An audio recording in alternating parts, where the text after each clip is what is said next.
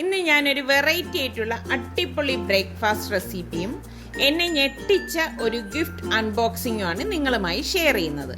ഇത് തന്നയാൾ ഞങ്ങളെ പ്രാങ്ക് ചെയ്തതാണോ അതേ സർപ്രൈസ് ചെയ്തതാണോ എന്ന് ഒന്നും അറിയത്തില്ല. അപ്പം നമുക്കതൊന്ന് കണ്ടു നോക്കിയാലോ. ഈ ഒരു ബ്രേക്ക്ഫാസ്റ്റ് ഉണ്ടാക്കാൻ വേണ്ടി ഞാനിവിടെ ഒരു ബൗൾ എടുത്തിട്ടുണ്ട്. ഇതിലേക്ക് ഞാൻ 250 ml കപ്പിൽ 1 കപ്പ് റവ ഇട്ട് കൊടുക്കുകയാണ്. ഇതോടൊപ്പം തന്നെ ഞാൻ 1 ടീസ്പൂൺ ബേക്കിംഗ് പൗഡറും കൂടി ഇട്ട് ഇതൊന്ന് മിക്സ് ചെയ്ത് കൊടുക്കും. ഇതുപോലെ ഒന്ന് മിക്സ് ആക്കിയ ശേഷം ഞാനിവിടെ 1/2 കപ്പ് കട്ടിയുള്ള തൈര് എടുത്തിട്ടുണ്ട്. ഈ 1/2 കപ്പ് തൈര് ഇതിലേക്ക് ഇട്ടിട്ട് വീണ്ടും ഇതൊന്ന് മിക്സ് ചെയ്ത് കൊടുക്കാം. 1/2 കപ്പിൽ കൂടുണ്ട് കേട്ടോ, തൈര് എടുക്കുമ്പോൾ ഇത്രയും മതിയാവും. 1 കപ്പ് റവയ്ക്ക് 1/2 കപ്പ് തൈര് മതി. ഫസ്റ്റ് നമ്മൾ ഈ 1/2 കപ്പ് തൈര് ഈ റവയായിട്ട് നല്ലതുപോലെ ഇതുപോലെ ഒന്ന് മിക്സ് ചെയ്ത് കൊടുക്കണം. അതിനുശേഷം കുറച്ച് വെള്ളം ഒഴിച്ച് ഇത് വീണ്ടും ഒന്ന് മിക്സ് ചെയ്തിട്ട് നമുക്ക് മൂടി വെക്കാം. ഞാൻ ഇവിടെ മിക്സ് ചെയ്തെടുത്തിട്ടുണ്ട്. വീണ്ടും ഞാൻ 1/2 കപ്പ് വെള്ളം എടുത്തിട്ടുണ്ട്. ഈ വെള്ളം ഒഴിച്ച് ഇതൊന്ന് മിക്സ് ചെയ്ത് കൊടുക്കാം. നമ്മൾ ഇതിലേക്ക് ഇനി കുറച്ചുകൂടി വെള്ളം ചേർക്കുന്നുണ്ട്, അതിപ്പോഴല്ല കേട്ടോ. നമുക്കിനി ഇത് അടച്ചൊരു 15 മിനിറ്റ് മാറ്റി വെക്കാം. ഈ സമയം കൊണ്ട് നമുക്ക് ഇതിലേക്ക് വേണ്ട ചട്നി തയ്യാറാക്കിയെടുക്കാം.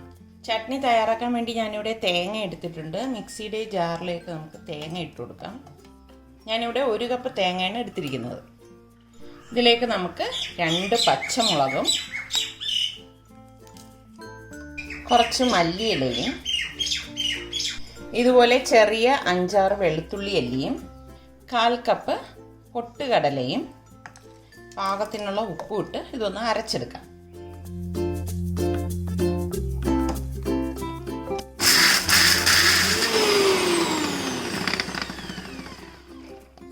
ഇതുപോലെ ഒന്ന് അടിച്ചെടുത്ത ശേഷം കുറച്ച് വെള്ളം ഒഴിച്ചത് അരച്ചെടുക്കാം.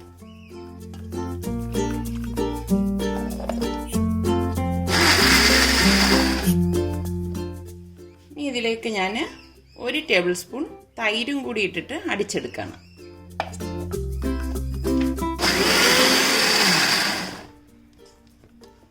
ഇത്രയും മതിയാവും. നമ്മളുടെ ഗ്രീൻ ചട്നി ഇവിടെ റെഡി ആയിട്ടുണ്ട്.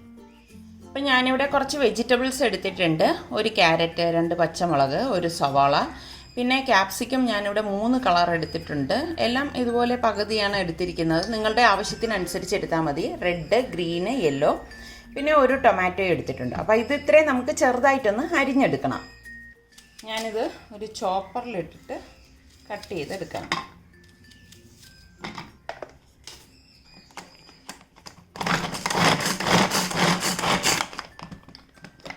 ഇതുപോലെ ചെറുതായിട്ട് ചോപ്പ് ചെയ്തെടുക്കണം. ഞാൻ ക്യാപ്സിക്കം എല്ലാ കളേഴ്സും അതുപോലെ തന്നെ പച്ചമുളകും ഇതുപോലെ ഒരുമിച്ചിട്ട് ചോപ്പ് ചെയ്തെടുത്തിട്ടുണ്ട്. അപ്പം നമ്മളിവിടെ വെജിറ്റബിൾസ് എല്ലാം ഇതുപോലെ ചോപ്പ് ചെയ്തെടുത്തിട്ടുണ്ട്. അപ്പം നമ്മളിത് കലക്കി വെച്ചിട്ട് ഇപ്പം 15 മിനിറ്റ് കഴിഞ്ഞിട്ടുണ്ട്. ഇതിൻ്റെ അടപ്പൊന്ന് മാറ്റിയിട്ട് ഇതുപോലെ ഇളക്കിയ ശേഷം ഞാനിവിടെ 1/2 കപ്പ് വെള്ളം എടുത്തിട്ടുണ്ട്. ഇത് റവ ആയതുകൊണ്ട് തന്നെ അബ്സോർവ് ചെയ്യും കേട്ടോ. ഈ വെള്ളം കുറേശ്ശെ ഒഴിച്ച് ഇളക്കണം. നമ്മളൊരു ഇഡ്ഡലി മാവിൻ്റെ കൺസിസ്റ്റൻസി ഇല്ലേ, അതുപോലെയാണ് ഇത് ഇളക്കിയെടുക്കാൻ.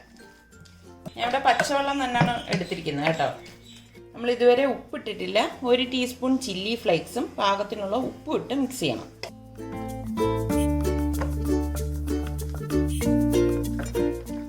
ഇതുപോലെ മിക്സ് ചെയ്ത ശേഷം നമ്മൾ ഈ കട്ട് ചെയ്ത് വെച്ചിരിക്കുന്ന വെജിറ്റബിൾസ് എല്ലാം ഇതിലേക്ക് ഇട്ടിട്ട് ഇളക്കി കൊടുക്കാം.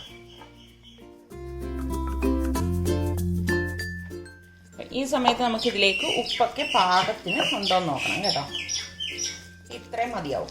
ഇതാണ് ഇതിൻ്റെ ഒരു കൺസിസ്റ്റൻസി എന്ന് പറയുന്നത്. ഇനി നമുക്കിതെങ്ങനെയാണ് റെഡിയാക്കുന്നതെന്ന് നോക്കാം. താളിക്കാൻ വേണ്ടി ഞാനിവിടെ കുറച്ച് കറിവേപ്പില എടുത്തിട്ടുണ്ട്. അത് ഇതുപോലെ ഒന്ന് കട്ട് ചെയ്തെടുക്കാം. അതുപോലെ തന്നെ വറ്റൽ മുളകും ഒന്ന് ചെറുതായിട്ട് കട്ട് ചെയ്യാം. ഞാനിവിടെ ഒരു പാൻ അടുപ്പത്തേക്ക് വെച്ചിട്ടുണ്ട്. ഇതിലേക്ക് നമുക്ക് കുറച്ച് ഓയിൽ ഒഴിച്ചു കൊടുക്കാം. ഏകദേശം 2 ടേബിൾ സ്പൂൺ ഓയിൽ ഞാൻ ഇതിലേക്ക് ഒഴിച്ചു കൊടുത്തിട്ടുണ്ട്. ഇതിലേക്ക് ഞാൻ കുറച്ച് കടുകിട്ട് പൊട്ടിച്ചു കൊടുക്കാണ്. ഇതോടൊപ്പം തന്നെ കുറച്ച് കറിവേപ്പിലയും വറ്റൽമുളകും കൂടി ഇട്ട് കൊടുക്കാം. ഇതുപോലെ ഒന്ന് ലെവൽ ചെയ്ത് കൊടുക്കണം. അതിനുശേഷം ഫ്ലെയിം നന്നായിട്ട് കുറയ്ക്കണം. കുറച്ച് ശേഷം നമ്മൾ ഈ തയ്യാറാക്കി വെച്ചിരിക്കുന്ന മിക്സിംഗ് ഉണ്ടല്ലോ, അതൊന്നുകൂടി നന്നായിട്ട് മിക്സ് ചെയ്തിട്ട് ഇതിലേക്ക് ഇട്ടിട്ട് ഒന്ന് ലെവൽ ചെയ്ത് കൊടുക്കാം.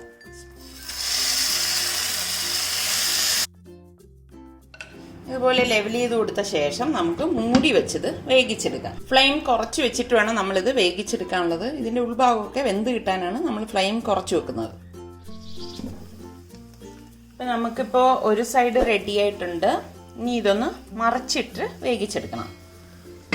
മറിച്ചിടാൻ വേണ്ടി ഞാൻ ഒരു പ്ലേറ്റ് എടുത്തിട്ട് ഇതിലേക്ക് ഇങ്ങനെ വെച്ച് കൊടുക്കും.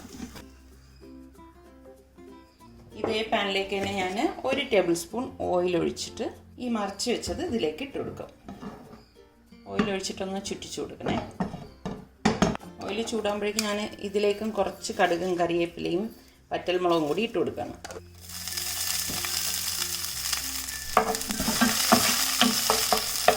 ഈ പ്ലേറ്റിലേക്ക് മറിച്ച് വെച്ചത് ഈ പാനിലേക്ക് തന്നെ ഇട്ട് കൊടുക്കണം. ഇതുപോലെ ഇട്ട് കൊടുക്കണം. ഇതുപോലെ ഒന്ന് അമർത്തി കൊടുക്കണം.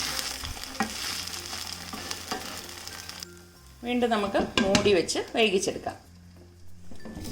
അപ്പോൾ നമ്മളുടെ സ്നാക്ക് ഇവിടെ റെഡി ആയിട്ടുണ്ട്. അപ്പോൾ ഞാൻ ഇനി ഇതൊരു പ്ലേറ്റിലേക്ക് മാറ്റുവാണ്.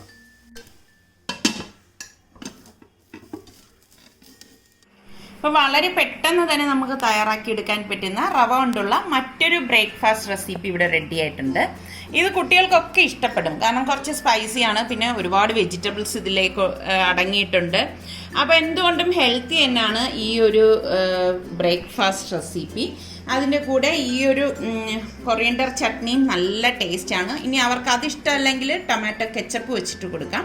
അപ്പോൾ ട്രൈ ചെയ്യാത്തവർ ഈ രീതിയിലൊന്ന് ട്രൈ ചെയ്ത് നോക്കിയിട്ട് എനിക്ക് ഫീഡ്ബാക്ക് തരണേ. പിന്നെ നമ്മളുടെ സലു കിച്ചൻ ഇനിയും സബ്സ്ക്രൈബ് ചെയ്യാത്തവരുണ്ടെങ്കിൽ ഈസി റെസിപ്പികൾക്കായി സലു കിച്ചൻ സബ്സ്ക്രൈബ് ചെയ്യാനും ആ ബെല്ലൈക്കൺ ഒന്ന് പ്രസ് ചെയ്യാനും മറന്നു വരുത് കേട്ടോ. അടുത്തിനി നമുക്ക് നല്ല റെസിപ്പിയുമായി വരുന്നത് വരെ എല്ലാവർക്കും ബൈ ബൈ. നമുക്കിതുപോലെ ഒരു പിസ്സ കട്ടറുണ്ടോ അല്ലെങ്കിൽ കത്തിയുണ്ടോ ഒക്കെ കട്ട് ചെയ്ത് സെർവ് ചെയ്യാം. അപ്പം ഞാനിത് കട്ട് ചെയ്ത് എടുത്തിട്ടുണ്ട്. ഇതുപോലെ കുട്ടികൾക്ക് കൊടുത്താൽ നല്ല ഇഷ്ടപ്പെടുവർക്ക്. അതേ കണ്ട വെജിറ്റബിൾസ് ഒക്കെ ഇരിക്കുന്നത്, ക്യാരറ്റും ഒക്കെ വന്നിട്ട് നല്ല ഒരു കളറാണ്, കഴിക്കാൻ നല്ല ടേസ്റ്റുമാണ്. അപ്പം നമ്മുടെ റിസ്വാനാണ് ടേസ്റ്റ് നോക്കണത്. അടിപൊളി. എന്ത് ടേസ്റ്റ്? ഇതുവരെ കഴിക്കാത്തൊരു ടേസ്റ്റ് പോലെയാ. എന്നാലും എന്ത് ടേസ്റ്റ് ആണ് വരുന്നത്? ഞാൻ പറയാം ദോശയുടെ ആണോ പിന്നെ അതേപോലെ എനിക്ക് അറിഞ്ഞൂടാ. നല്ല ടേസ്റ്റ്. പക്ഷെ ഈ ഇത് നോക്ക്, കെച്ചപ്പ് നോക്കി ഒന്ന് കഴിച്ചു നോക്ക്. ഏതാണ് ബെറ്റർ എന്ന് പറയുക?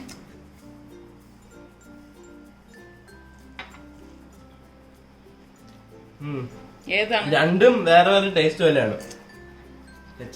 കെച്ചപ്പ് ഇടുമ്പോ ഇതിനൊരു നല്ലൊരു സ്പൈസി ടേസ്റ്റും, ഇതാണെങ്കിൽ ഒരു നാടൻ ടേസ്റ്റ് വരുന്നത്. അപ്പൊ എന്തായാലും നിങ്ങൾ എല്ലാവരും ഒന്ന് ട്രൈ ചെയ്ത് നോക്കിയിട്ട് ഫീഡ്ബാക്ക് തരേ. ഇത് കണ്ടോ, ഇതിന്റെ ഉൾഭാഗം ഇതുപോലാണ് ഇരിക്കുന്നത്. എല്ലാ വെജിറ്റബിളും ഉണ്ടല്ലേ, എല്ലാ വെജിറ്റബിൾസും ചേർന്നിട്ടുണ്ട്. കഴിക്കാൻ നല്ല ടേസ്റ്റാണ്. കുട്ടികൾ എന്തായാലും വേണ്ടാന്ന് പറയത്തില്ല. അതേ നോക്കിക്കേ, അവർ പറയും വെജിറ്റബിൾ കഴിക്കാത്ത കുട്ടികളെ കഴിപ്പിക്കാൻ പറ്റിയ സാധനം അല്ലേ. ഞങ്ങള് പുറത്തു പോയിട്ട് വന്നപ്പോഴേക്ക് ഇതേ ഒരു പെട്ടി എന്നെയും കാത്ത് നിൽക്കാണ്. എല്ലാവർക്കും അറിയാൻ തോന്നുന്നു ഇപ്പൊ പുറത്തു ഗിഫ്റ്റ് ബോക്സ് വന്നിരിക്കുകയാണ്. എന്തായാലും നമുക്ക് തുറന്നു നോക്കാം. ഒന്നും പേര് വെക്കുന്നില്ല കേട്ടോ. സത്യം പറഞ്ഞ സങ്കടമുള്ള കാര്യം എന്താണെന്ന് അറിയാവോ? ഈ അയക്കുന്ന ആൾക്കാർ അവരുടെ പേരോ ഫോൺ നമ്പറോ വെക്കുന്നില്ല. അങ്ങനെ വരുമ്പോ പ്രശ്നം എന്തെന്നറിയാവോ? ഞാൻ ഇതുപോലെ ഇത് ഓപ്പൺ ചെയ്തിട്ട് ഇത് കാണിക്കുമ്പോ നിങ്ങൾക്ക് തന്നെ അറിയാം, എന്റെ കമന്റ്സ് നോക്കുമ്പോ ഇത് ഞാൻ അയച്ചതെന്നാണെന്നും പറഞ്ഞ് പിന്നെ വരിയായിട്ട് പലരും അത് അവരാണ് അയച്ചതെന്ന് പറയുന്നത്. യഥാർത്ഥ അവകാശി ഇത് പറയുന്നുമില്ല. അപ്പൊ സത്യം പറഞ്ഞ വിഷമമാണ് കേട്ടോ. ദയവ് ചെയ്ത് ഇനി ആരെങ്കിലും അയക്കുന്നെങ്കിൽ നിങ്ങളുടെ പേര്, മേൽവിലാസമോ അല്ലെങ്കിൽ ഫോൺ നമ്പർ ഒന്ന് വെച്ച് അയക്കുമ്പോ ശരിക്കും പറഞ്ഞാൽ അതൊരു സന്തോഷമല്ലേ. ഇത് ആരാണ് അയച്ചത്? ഇത് ശരിക്കും ഒരു പേര്, ബാഗ്, വീണ്ടും ബാഗ്, വീണ്ടും ബാഗ്. നിന്റെ അകത്തിലുണ്ടോ പേര്? ഞാൻ നോക്കിക്കോട്ടെ. എന്തായാലും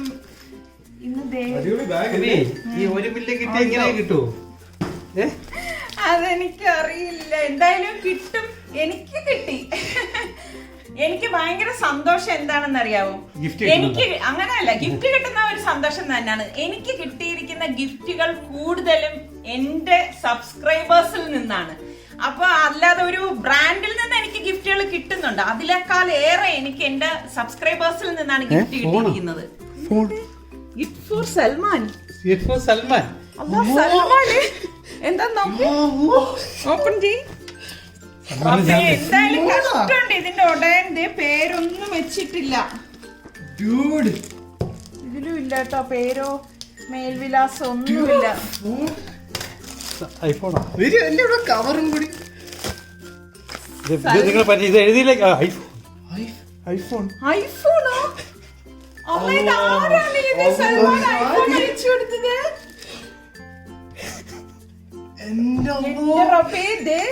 ഇത് വേറെ ക്ലെയിം ചെയ്യാൻ പറ്റൂല. ഗിഫ്റ്റ് ഫോർ സൽമാൻ അല്ലെങ്കിൽ റിഷു പറഞ്ഞാൽ ഇത് തന്നുവിട്ട ആള് എന്തായാലും എന്തായാലും നമ്മളായിട്ട് കോണ്ടാക്ട് ചെയ്യണം പ്ലീസ്. അല്ലെങ്കിൽ നിങ്ങളുടെ നമ്പർ തന്നാൽ നമ്മൾ കോണ്ടാക്ട് ചെയ്യും. ഇത്രയേറെ വിലപ്പെട്ട സമ്മാനങ്ങൾ നമുക്ക് അയച്ചു തന്നിട്ട് ആള് ഒളിച്ചിരിക്കുന്നത് ശരിയല്ല. ഒളിച്ചിരുന്ന് ആസ്വദിക്കുവാണ്. ഇത് ഞെട്ടുന്ന പരിപാടിയാണ്. ഇത് ശരിക്കും ഞെട്ടിക്കുന്ന പരിപാടി തന്നെയാണ് കേട്ടോ. സൽമാന് വേണ്ടിയിട്ട്. ഇത് മാത്രല്ല ഇതിന്റെ കൂടെ കവറ്. സൽമാനെ ആരാ? സൽമാനെ അറിയില്ല. സൽമാന് വേണ്ടിയിട്ട് ഇങ്ങനെ ഒരു സമ്മാനം എനിക്ക് തോന്നുന്നു. അപ്പൊ ഞാൻ നേരത്തെ പറഞ്ഞത് എത്ര ശരി. ഞാൻ ഒരു കാര്യം സത്യം പറയട്ടെ, ഗിഫ്റ്റ് ഫോർ സൽമാൻ എന്ന് എഴുതിയില്ലെങ്കിൽ ഈ വീട്ടിലൊരു അടി അടന്നേനായിരുന്നു. കാരണം അതല്ല, ഞാൻ നേരത്തെ പറഞ്ഞതുപോലെ നിങ്ങൾ ഞങ്ങളെ അത്രത്തോളം ഇഷ്ടപ്പെടുന്നോണ്ടാണ്. ഒന്ന് ആലോചിച്ച് നോക്കിയേ, ഒരു ഐഫോൺ സൽമാന് തന്നുവിടുക എന്ന് പറഞ്ഞാൽ ഇപ്പോഴത്തെ ലേറ്റസ്റ്റ് മോഡൽ അല്ല. എന്നിട്ടും ആ ആള് മറിഞ്ഞിരിക്കുന്നു. അതാണ് ആ ആള് മറിഞ്ഞിരിക്കുന്നത്. എന്തായാലും പ്ലീസ് പ്ലീസ് പ്ലീസ് ഒന്ന് നമുക്ക് മുന്നിൽ പ്രത്യക്ഷപ്പെടുക. സമയം ഇപ്രാവശ്യം കിട്ടിയ ഗിഫ്റ്റ് എനിക്ക് ദേ കണ്ടോ, ചക്കഞ്ഞി പല ബ്ലോഗിലും കാണാം അല്ലേ?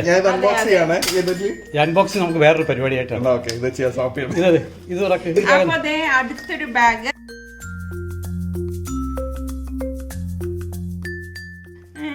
കൊള്ളാം കേട്ടോ എല്ലാം. എന്തായാലും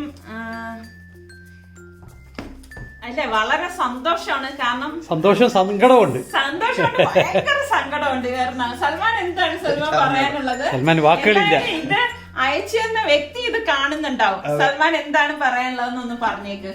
താങ്ക് യു എന്നല്ലാതെ ഇപ്പൊ വേറെന്താ പറയാ. സൽമാന് സന്തോഷം കൊണ്ട് സങ്കടം വരുവാണ്. കാരണം സൽമാൻ ഒട്ടും പ്രതീക്ഷിക്കാത്തതാണ് ഈ ഒരു സംഭവം. ഇതിവിടെ ഈ പറഞ്ഞ മാതിരി നിസാർക്കാക്ക് വേണ്ടിട്ട് ഇവിടെ കൊണ്ടുവന്നിരുന്നപ്പോ സൽമാൻ എടുത്തു വെച്ച